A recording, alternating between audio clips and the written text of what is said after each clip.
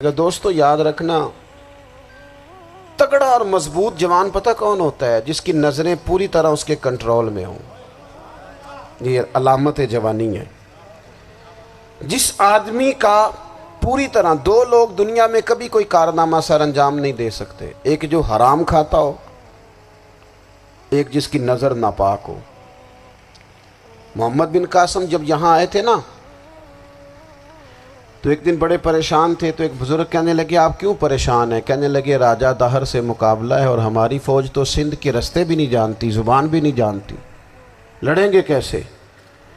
2-4 دن کے بعد ان بزرگوں کی دوبارہ محمد بن قاسم سے ملاقات ہوئی تو بڑے خوش تھے۔ کہا اب آپ کیوں خوش ہیں؟ کہنے لگے وہ میرا مقابلہ نہیں کر سکتا، میں نے تحقیق کر لی ہے۔ کہا کیوں؟ کہنے لگے نظر کا گندہ ہے، اور جو نظر کے گندے ہوتے ہیں وہ میدانوں میں ٹھہرا نہیں کرتے۔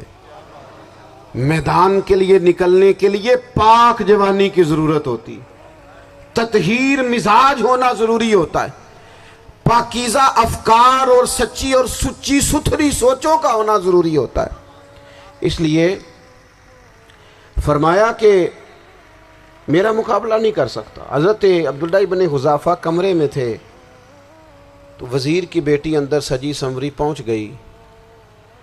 جیسے ہی آپ نے اس کفر کی چال کو دیکھا تو تیمم کر کے نفل شروع کیے۔ وہ ساری رات بیٹھی رہی، رب کا بندہ ساری رات عبادت کرتا رہا۔ عبادت بڑا سہارا ہے، مصلی بڑا سہارا ہے اللہ کے بندوں۔ صبح دروازہ کھولا، وزیر نے اپنی بچی سے پوچھنا چاہتا تھا رزلٹ کیا نکلا، تو وہ کہنے لگی پیچھے ہٹ جا، اب تیرا میرا تعلق کوئی نہیں، میں نے نبی پاک کا کلمہ پڑھ لیا۔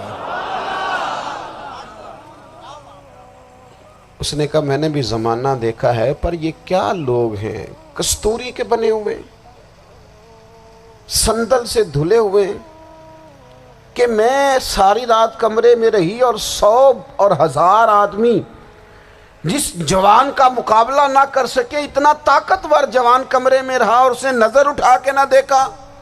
او کچا رنگ للاری والا جڑا چڑھدا تے لیندا رہندا ہے، اے عشق تیرے دا رنگ محمد چڑھیا پھر نہیں لیندا۔ میں کہا ایک دفعہ نظر اٹھا کے نہیں دیکھا، کمال ہو گئی۔ اتنے بڑے لوگ، اتنی بڑی سعادت مندی، فیروز بختی، معاملہ فہمی حد ہو گئی۔ اللہ اکبر۔ دوستو بادشاہ جب پوری طرح ہار گیا نا، اس نے کہا مار دو۔ تیل گرم کیا ایک کڑاہی میں، اور جب آپ کو اس میں ڈالنے لگے تو آپ کی آنکھوں میں آنسو آ گئے۔ بادشاہ کا خیال ہوا شاید نرم ہو گئے ہیں، کہنے لگا روئے کیوں؟ فرمانے لگے سوچتا ہوں جان ہی ایک ہے، کتنا مزہ ہے اس کی راہ میں جان دینے کا، کتنی لذت ہے اس کے نام پر مرنے میں، کتنا لطف ہے۔ جے تو چڑھیا اتے دار بھی نہیں، تے جے تو وکیا عشق بازار بھی نہیں، تے ایڈا سستا سودا پیار بھی نہیں، تے ایڈا سستا لبدا یار بھی نہیں۔ کئی جنگل گانے پیندے نہیں، کئی دوزخ لنگنے پیندے نہیں، جے وہ اس ملوں بھی مل جاوے، ایدوں سستا ہور بپار بھی نہیں۔ تے کچھ سمجھ نہ آوے لوکاں نوں وہ کادے نال شہید کرے، ڈٹھی یار دے ہاتھ تلوار بھی نہیں، پر او دا خالی جاندہ وار بھی نہیں۔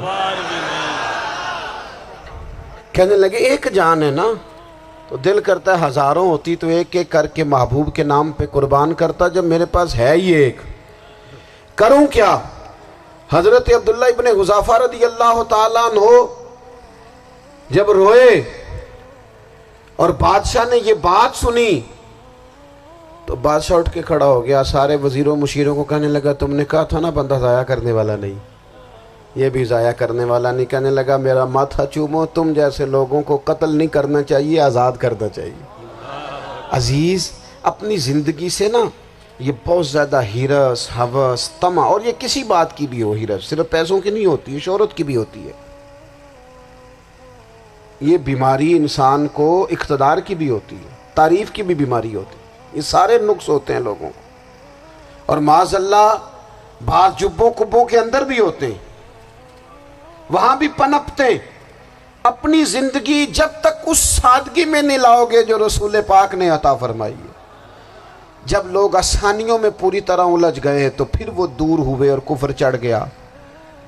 دوسری بات، اللہ کے محبوب صلی اللہ تعالی علیہ وسلم کی محبت ہم سے تقاضا کرتی ہے کہ ہم اس مشن کے لیے کام کریں جس مشن کے لیے رسول پاک نے کام فرمایا ہے۔ ہم سارے کام بڑے مضبوطی سے، سوچ سمجھ کے، تدبر سے، حکمت سے، تقاضوں کو مد نظر رکھتے ہوئے کرتے ہیں سارے کام۔ دین کے کام میں ہمارا مزاج نہیں ہوتا، او ہو جائے گا جی، آپ بسم اللہ پڑھیں جی، شروع کریں جی۔ آپ تقاضوں کو سمجھیں، چیزوں کو دبائیں نہیں، چیزوں پر غور کریں۔ کسی کے ذہن کی سطح پر سوال ابھرتا ہے، اس کا تسلی بخش جواب دیں۔ اپنی زندگی میں دین کے کام کے لیے اپنے آپ کو وقف کریں، اور دین کے کام کے بہت سارے پہلو ہیں۔ ہزاروں لوگوں کو قرآن پاک ٹھیک پڑھنا نہیں آتا، ہزارہا لوگ ہیں جو قرآن مجید کے مطالب سے آگاہ نہیں ہیں، دین کی بنیادی ضروریات سے لوگ نابلد ہیں۔ میں آپ کو کس طرح یہ بات سمجھاؤں کہ ہزاروں کی تعداد میں طلاقیں اس لیے ہوتی ہیں کہ مردوں کو طلاق کے مسئلے نہیں آتے، انہیں پتہ نہیں ہے کہ مجھے حقوق زوجین کے معاملے میں کیسے چلنا۔